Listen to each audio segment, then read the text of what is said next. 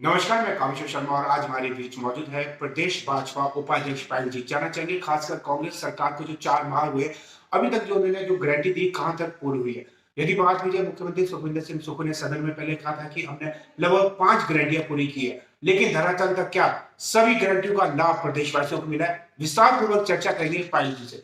Ma'am, आपका स्वागत है। जिस तरीके से कांग्रेस सरकार सत्ता में आई थी, अपनी 10 गारंटी लिखी, अभी तक कितनी गारंटी इनकी पूरी हुई है? देखिए, अगर कांग्रेस सरकार की बात करें तो 10 गारंटियां देकर के और झूठी गारंटियां देकर के मैं कहूंगी कि इन्होंने सत्ता हासिल तो की है। लेकिन अगर हम बात करें हिमाचल प्रदेश की भोली भाली जनता की, तो इन्होंने कुछ नहीं किया, उन्हें ठगा है। ये बात तो कह नहीं है कि हमने अपनी 5 गारंटियां पूरी की, लेकिन मैं इनसे पूछना चाहती हूँ। इन्होंने सबसे पहले कहा कि हम 300 यूनिट बिजली फ्री देंगे, और जहां तक हमने देखा कि जैसे ही ये सत्ता में आए, उसके बाद जो 125 यूनिट बिजली हमारी भारतीय जनता पार्टी की सरकार में मुफ्त मिल रही थी, इन्होंने उसको भी बंद कर दिया। और अभी कुछ दिन पहले इन्होंने पुनः ऐलान किया है कि हम 125 यूनिट बिजली फ्री देंगे। तो वो केवल और केवल मुझे लगता है कि शिमला नगर निगम के चुनाव सर पर हैं, और उसको देखते हुए इनको लगा कि ये करना होगा और ये करना चाहिए। यही एक माध्यम है जिससे ये शिमला नगर निगम के चुनाव जीत पाएंगे। तो मैं ये कहूंगी कि बात तो 300 यूनिट बिजली फ्री देने की हो रही थी, लेकिन अभी भी 125 यूनिट की बिजली इन्होंने फ्री दी है।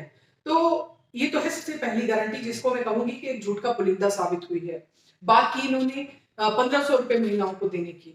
तो 1500 रुपए अगर महिलाओं को देने की बात इन्होंने कही, तो 1150 रुपए तो हम पहले ही अपनी बहनों को पेंशन दे रहे थे।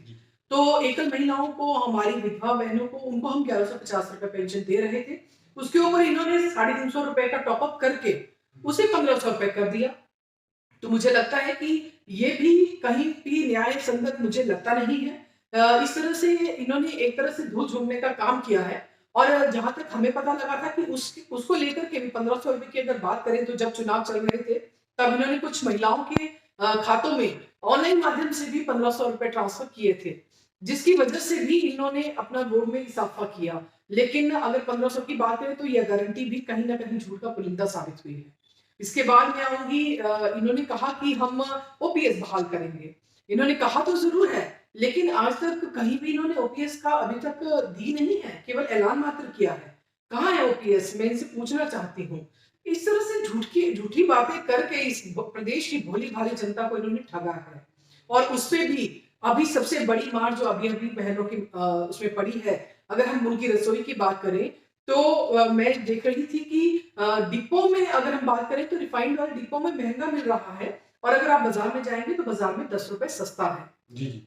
तो ये भी एक बात है कि और आने वाले समय, पिछले कुछ दिनों में खाद्य तेलों के दाम जो है बड़ी तेजी से बढ़े हैं, और ये केवल और केवल इस प्रदेश में हुआ है, हिमाचल प्रदेश में।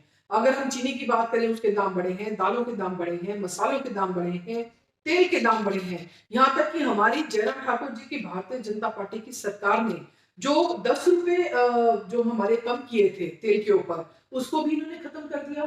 हमारी भारतीय जनता पार्टी की सरकार में मैं आपको बताऊं कामेश्वर जी, कि आप ऑल इंडिया लेवल पे अगर देखते, तो जिस तरह से हमने 5 रुपए डीजल के ऊपर कम किया था, तो अगर आप ऑल इंडिया लेवल पर देखते, तो सबसे सस्ता डीजल अगर कहीं मिल रहा था, तो वो हिमाचल प्रदेश में मिल रहा था। वो हमारी भारतीय जनता पार्टी की सरकार में हमारे माननीय मुख्यमंत्री जयराम ठाकुर जी के उनके वजह से, उनके विजन की वजह से ये संभव हो पाया था।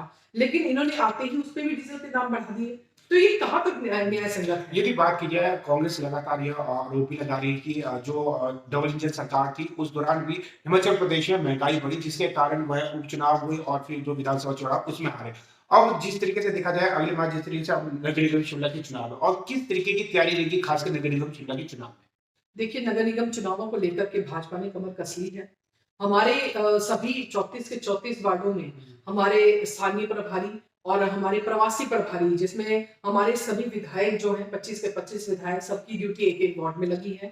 उनके साथ-साथ हमारे नगर निगम को लेकर के पूरी तरह से कमर कस चुके हैं। और यहाँ तक इतना ही नहीं, जो हमारे पूर्व में रहे पार्षद भी हैं, वो लोग भी इसके लिए मानसिक रूप से पूरी तरह तैयार हैं कि हमें इस बार हर हाल में नगर निगम को एक बार पुनः जीत करके इस पर काबिज होना है। यानी कि स्वाभाविक की यही बात है कि जिस तरीके से नगर निगम शिमला के चुनाव है, भाजपा ने कमर कस ली है। जिस तरीके से कांग्रेस सरकार ने अपनी जो गारंटियां दी है, वो काबिल साबित है, और इन्हें पूर्ण विश्वास है कि नगर निगम शिमला के चुनाव और आने वाले लोकसभा चुनावों में भी भाजपा का अच्छा प्रदर्शन होगा। जी मैम, हमसे बातचीत करने के लिए आपका तहे दिल से धन्यवाद। धन्यवाद कमिश्नर।